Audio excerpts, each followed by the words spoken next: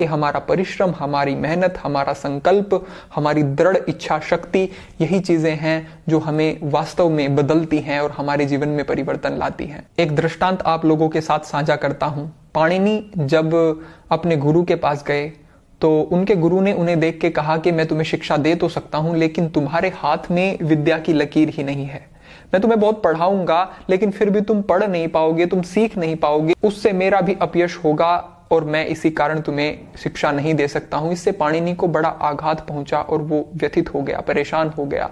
लेकिन मन में जो एक संकल्प था कि हाँ, मुझे विद्या को अर्जित करना है, मुझे एक उच्च स्तर का विद्वान बनना है, उसने उसे बैठने नहीं दिया और उसने वहीं पर पड़ा हुआ एक पत्थर उठाया और अपने हाथ पर मार मार के एक नई लकीर बना दी।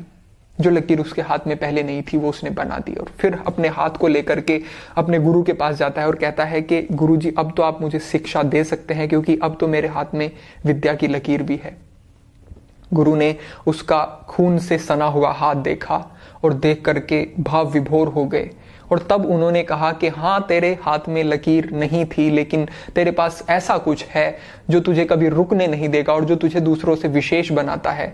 तेरी संकल्प शक्ति, तेरा विश्वास, तेरा जो एक अंदर से प्रेरणा है, वो तुझे विशेष बनाती है। और आज अब आप सब लोग जानते हैं कि पाणिनि, जो कि व्याकरण जिन्होंने लिखी और जो इतने बड़े विद्वान हुए कि रहेगा उनका नाम रहेगा। तो हम अगर बात करें तो सर्वोपरि हमारे प्रयास ही होते हैं, हमारी इच्छा शक्ति, संकल्प शक्ति ही होती है। निश्चित रूप से दूसरी चीजें भी हमारे जीवन में कार्य करती हैं, उनसे हम नकार नहीं सकते, लेकिन जो प्राथमिक है उस पर अधिक ध्यान दें। इसको आप इस प्रकार से भी समझ सकते हैं कि दो व्यक्तियों ने घर बनाना शुरू किया। एक व्यक्ति ने समतल भूमि से बनाना शुरू किया और दूसरे ने गड्ढे में, उसका जो जमीन थी वहां पे बहुत गड्ढा था तो उसे वो भरना उसने शुरू किया। दोनों ने बहुत मेहनत की, तो उतनी ही मेहनत में जो पहले वाला व्यक्ति था उसका मकान बन करके तैयार हो जाता है और जो दूसरे वाला व्यक्ति था वो अपनी भूमि को समतल ही कर पाता है तब तक। लेकिन उसने उस गड्ढे को तो भर लिया है ना, जहां पर बहुत गहरा गड्ढा था उसने भूमि को वहां पे समतल कर लिया। अब वो उसके ऊपर मकान भी बना सकता है सहजता से। तो कहने का अर्थ यही है कि परिणाम निश्चित रूप से आते हैं, समय लग सकता है, कुछ समय अगर लगता है तो धैर्य रखें। आप जो कोशिश कर रहे हैं, मेहनत कर रहे हैं, उसका परिणाम आ रहा है, लेकिन आपको वो दिख नहीं रहा है। वो भूमि समतल हो रही है। जैसे वो समतल होगी तो आपका जो भवन है वो निर्माण उसका होना शुरू हो जाएगा।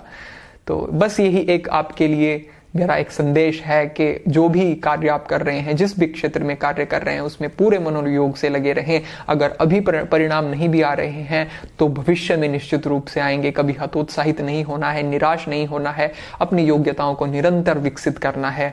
सब कुछ अच्छा होगा। सभी के मंगल की कामना करता हूं। आज के लिए इतना ही।